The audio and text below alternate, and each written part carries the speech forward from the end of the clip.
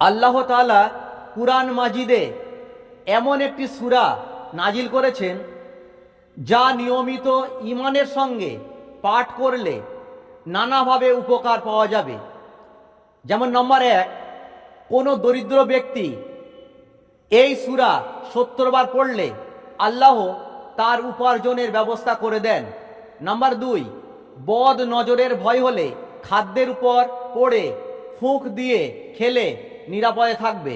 Number 3, শত্রুর হাত থেকে রক্ষা পাওয়ার জন্য ফজরের নামাজের পর 101 বার পড়বে, শুরু ও শেষে দরুদ শরীফ পড়বে। এই সূরাটি হচ্ছে সূরায়ে কুরাইশ। এই সূরাটি মক্কায় অবতীর্ণ হয়েছিল 612 খ্রিস্টাব্দে। এই সূরায় 4টি আয়াত আছে।